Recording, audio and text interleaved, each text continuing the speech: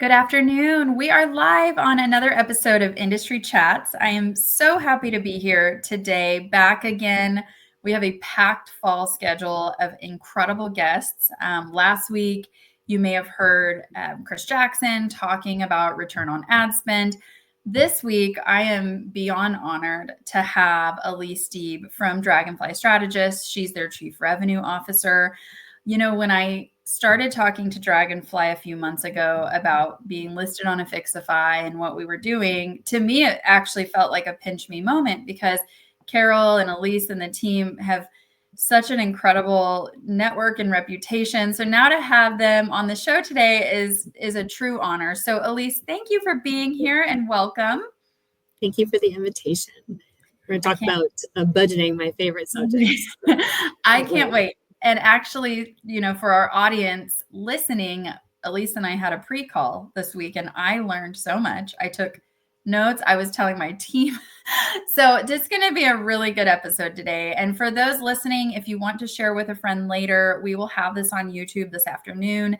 It will be in our newsletter. But without further ado, Alise, would you tell us a little bit about you and just a quick elevator pitch on Dragonfly for those that I think everyone's familiar, but for those that may not be? Absolutely. So I am the Chief Revenue Officer at Dragonfly, as you mentioned, and I've been with the company since 2016, so almost the beginning. And Carol Hassel, who you mentioned earlier, is our CEO and founder.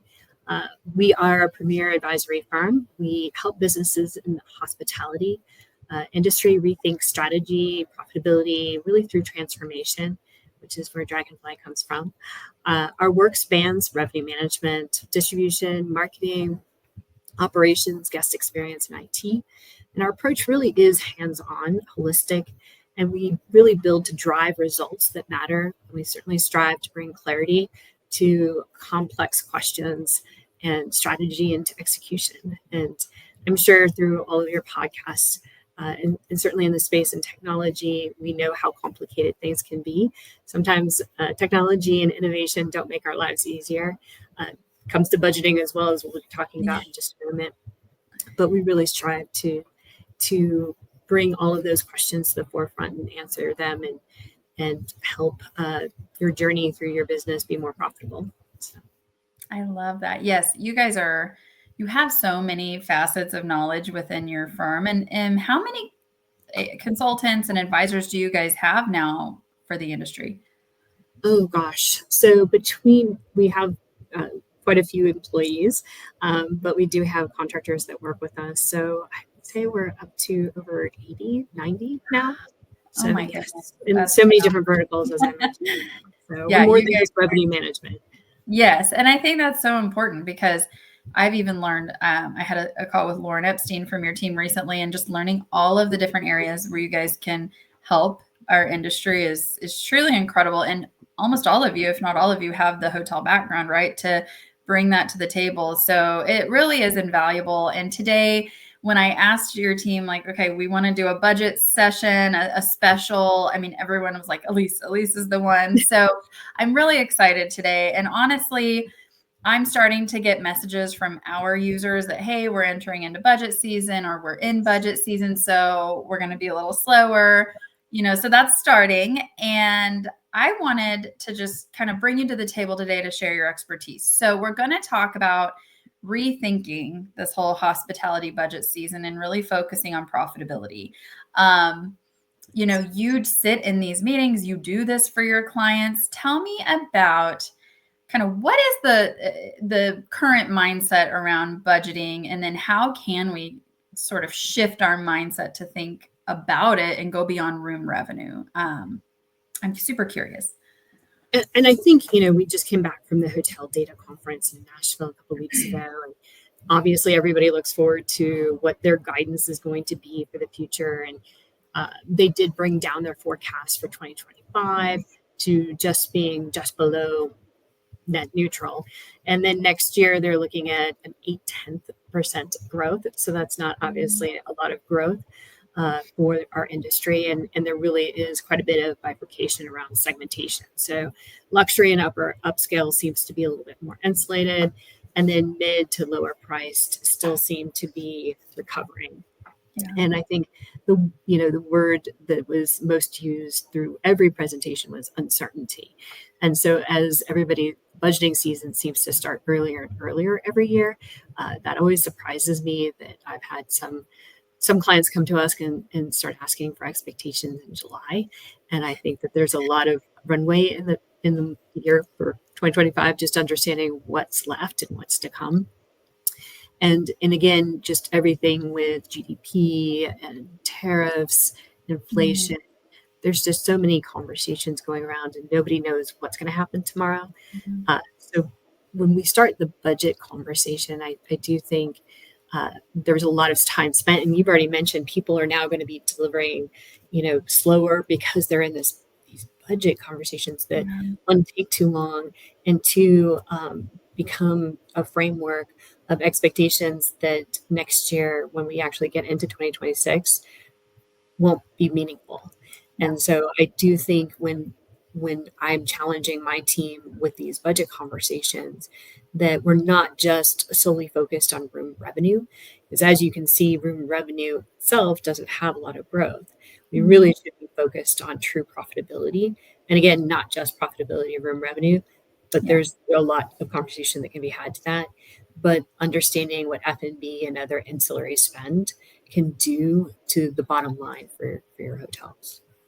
Yeah, and you had said something to me on our pre-call about just really understanding the total guest value. And that stuck out to me tremendously because, we think about the value that they're spending on their room, but you had mentioned like there's also a tipping point is a guest that's staying, I think you had said 7 days, as valuable as a 4-day guest. And my logical side thought, well, of course it's more valuable, but you had a really good point about that, about fatigue and amenities. What would you say as far as total guest value goes?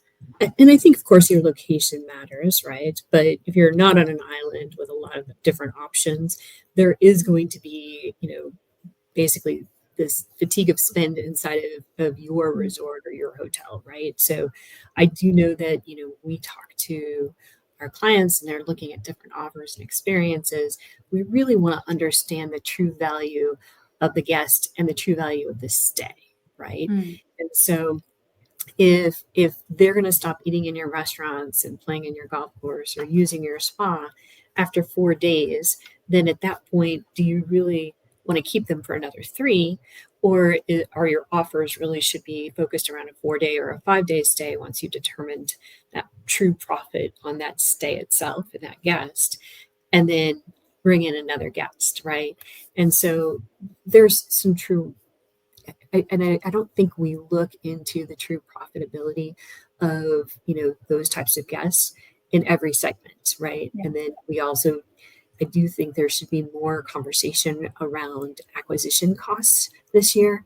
I do know that we all talk about the OTAs and are they good, are they bad, but what are you spending to drive bookings to your booking channels?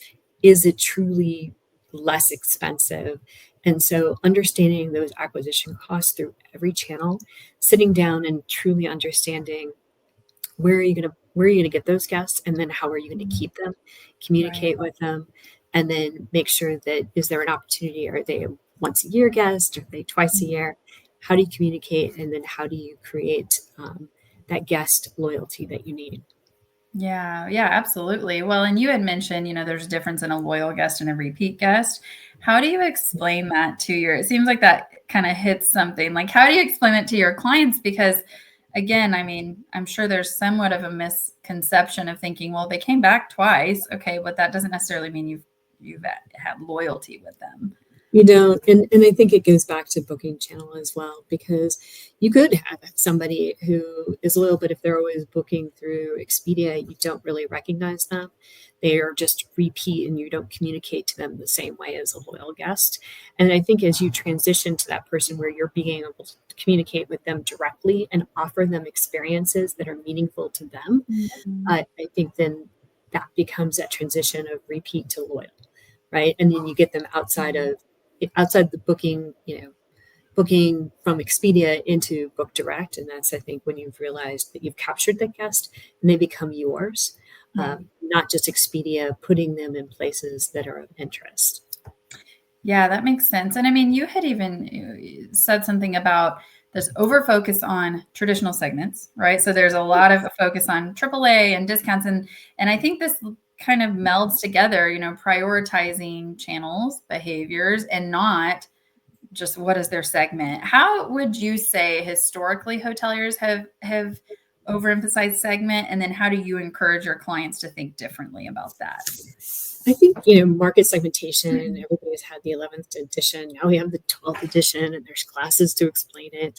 And I've had clients that have asked me or asked our team to budget to a AAA market segment by day. And, we've even had by room type, by length of stay. So you get to this minutia where somebody has spent 20 hours budgeting. And then at the end of the day, do you really care that you're going to have 5 or 6 rooms in AAA on a Sunday a year from now? I mean, Right. you're not going to be necessarily marketing to AAA to drive those 5 rooms. You're going to be marketing, hopefully, to, retail or experiences that hopefully are ADR accretive, but it's not necessarily that segment itself.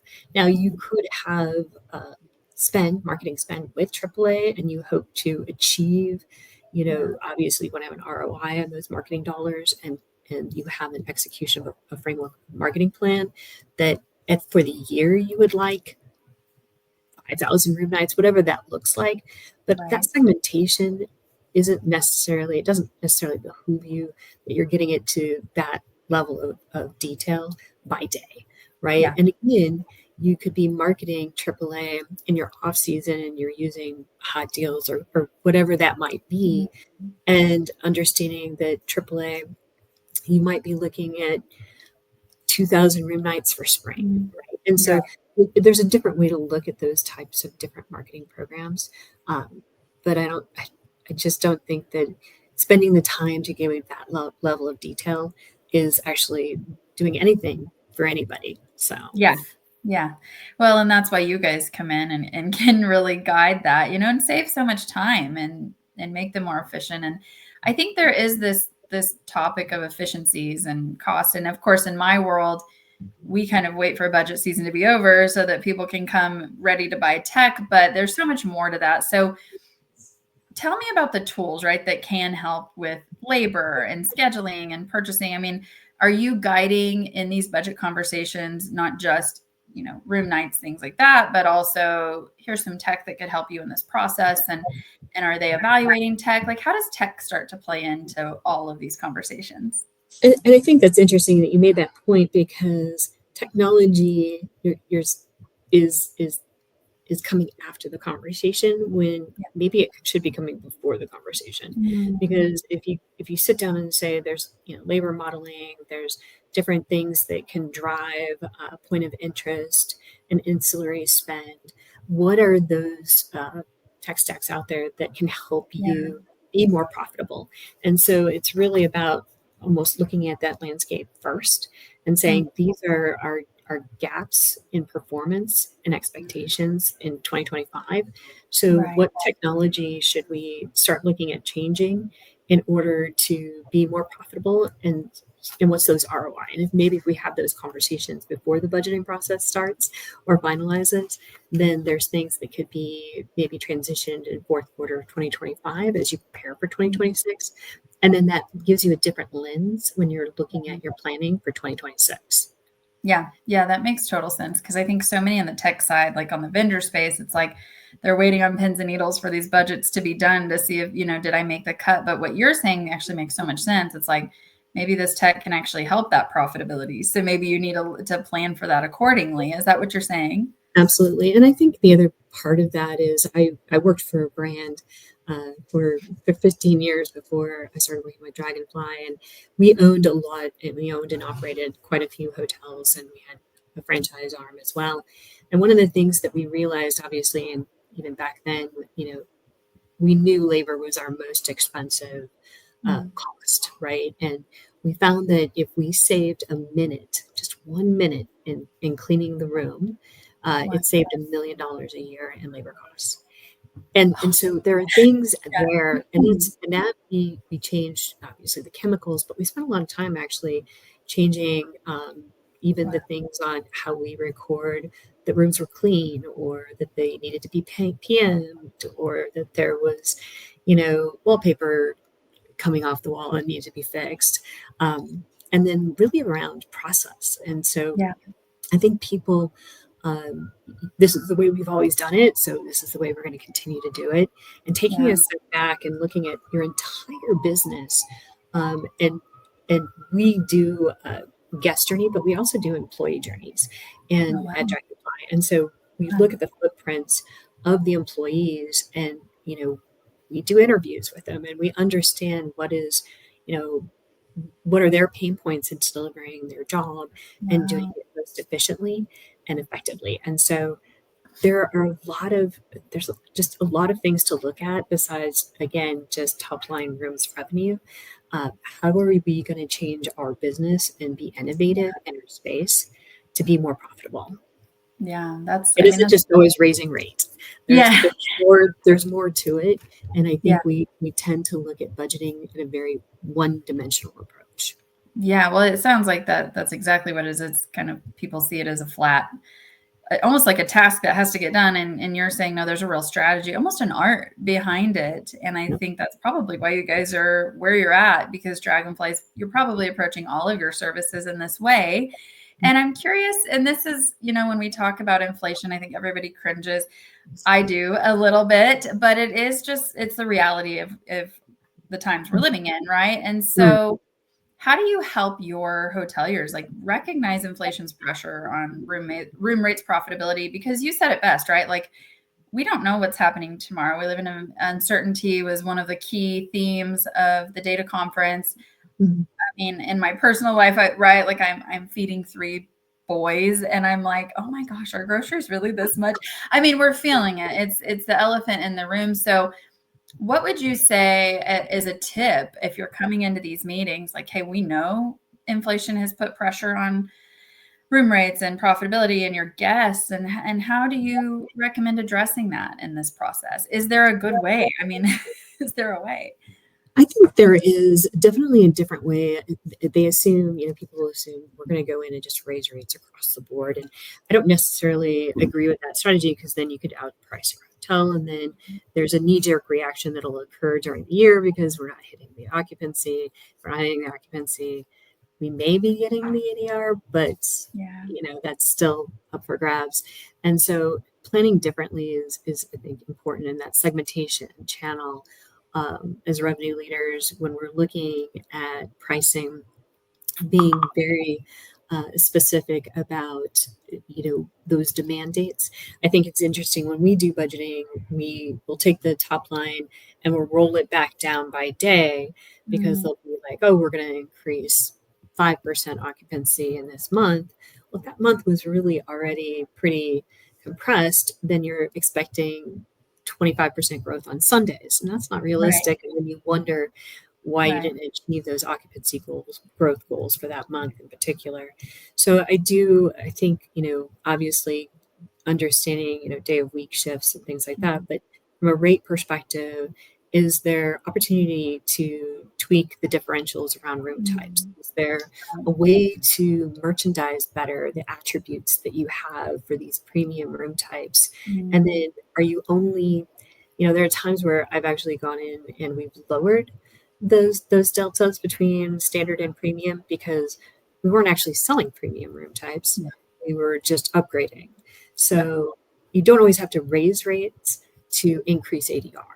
And Yeah. so from our perspective, it's again, I'm just, asking the team to take a step back, unwind everything that we already thought or we've already done, and try and look at it from a new approach. Now, we do that, we test and learn and do that every day, but to Mm, have it as a broader conversation so that everybody understands what revenue management does, I mhm. think, because again, it still seems to be this Right.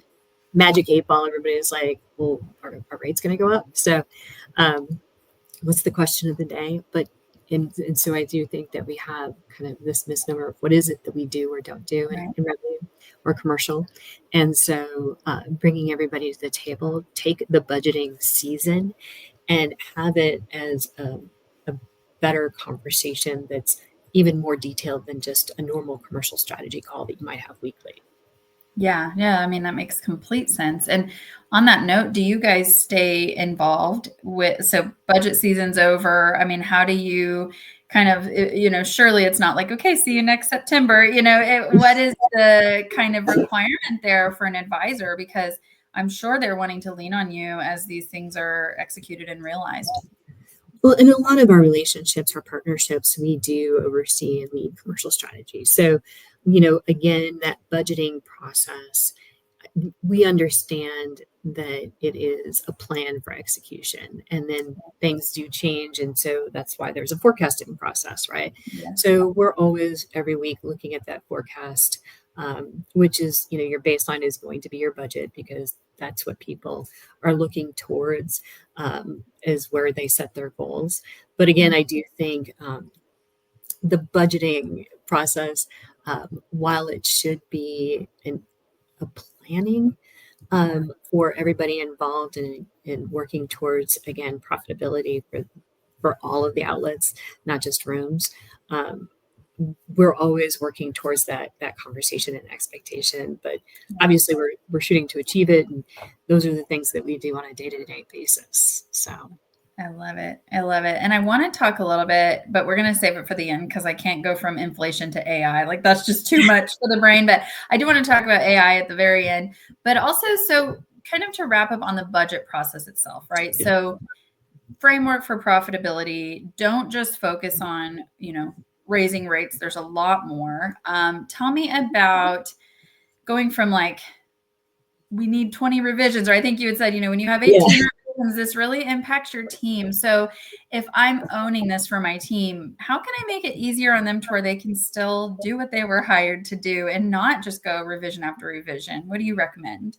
Well, we're very clear in our communication when we're partnering with a client that we're going to have only a few revisions to a budget. Now, they want to pay for more time, they can, but honestly, it's really for us to try and drive that process. Yeah.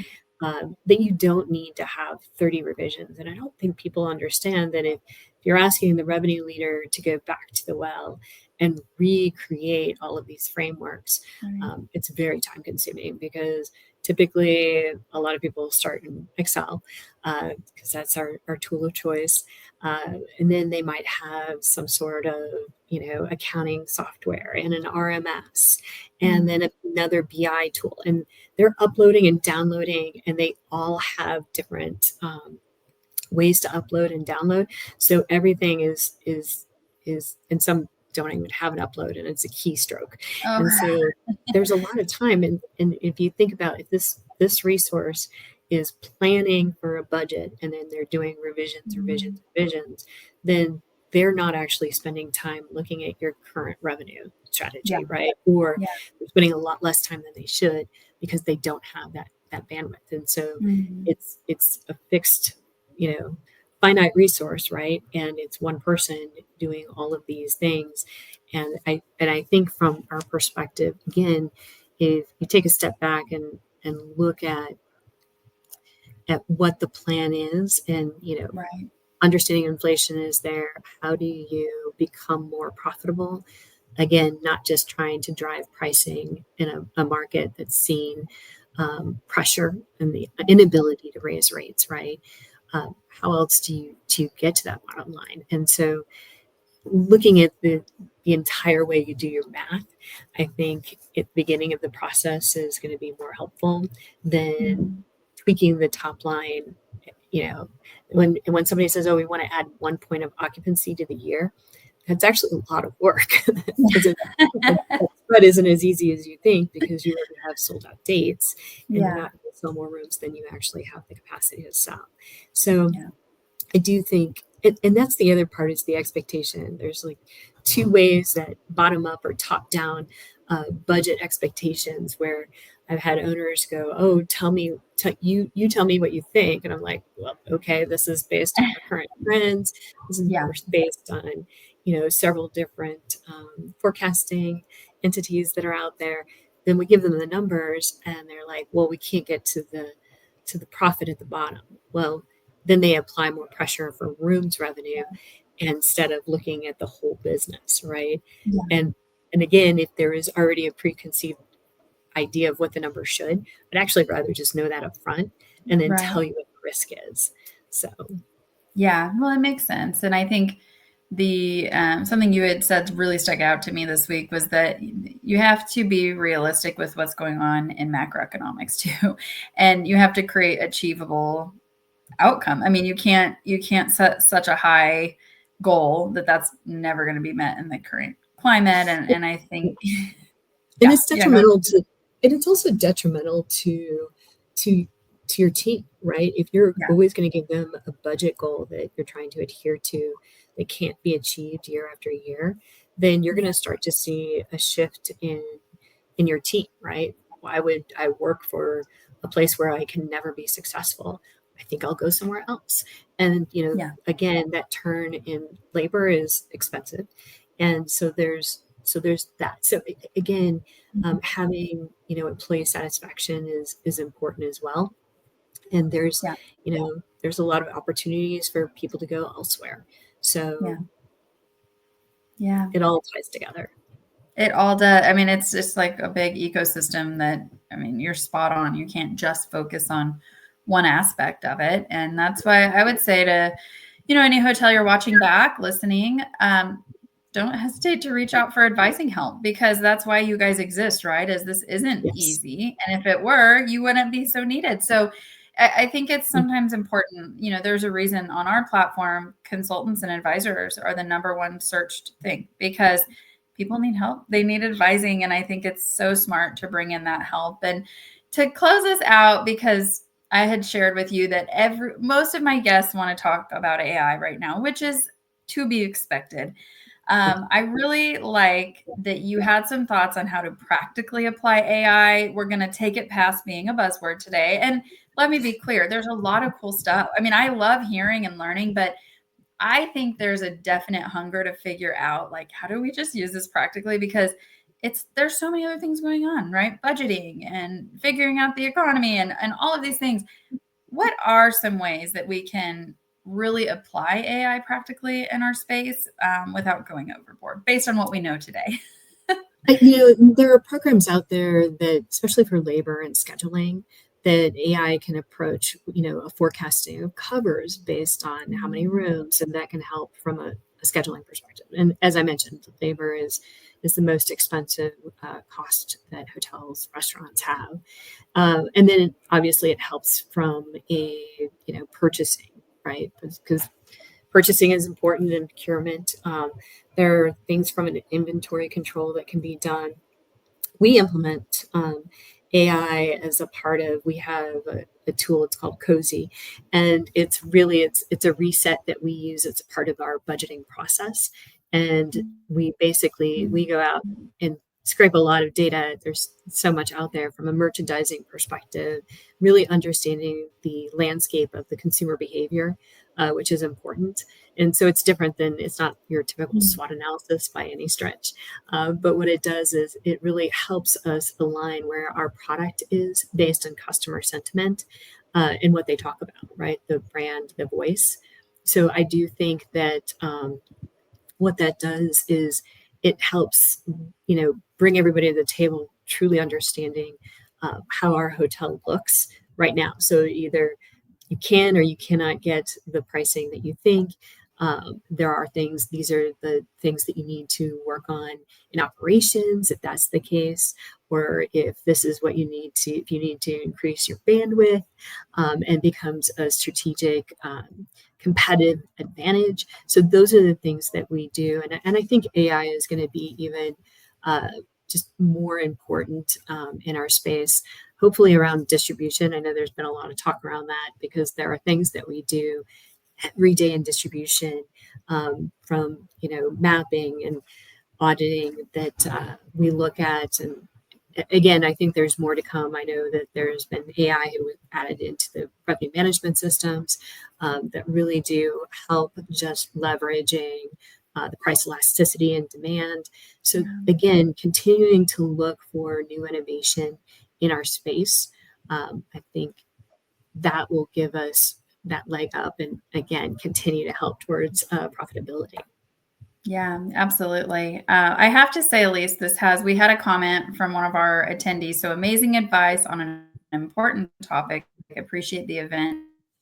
Excellent job. You really have done an incredible job just laying this out for us. I'm so excited about what I've learned, and I'm excited that we'll have this on our YouTube as well. For anybody that missed out, I know sometimes on the lunch hour, it's hard to make these events. So before we end today, I wanted to ask you, it sounds like Dragonfly has maybe a special offer for our audience. So tell us a little bit about that. And then if you'll share where they can get in touch with you. Well, absolutely. On our website, Dragonfly Strategists, and we are offering just an opportunity to meet with one of our executive leaders of one of our verticals for an hour. You can certainly ask us what your challenge is, and we can meet with you and see if there's an alignment for future partnership, but certainly give you some tips and tricks that we have in our transformation and our journey. So we've got over 8,000 different properties that we've worked with collectively. So there's quite a bit of experience, everything from mixed use, residential, condos, hotels around the world.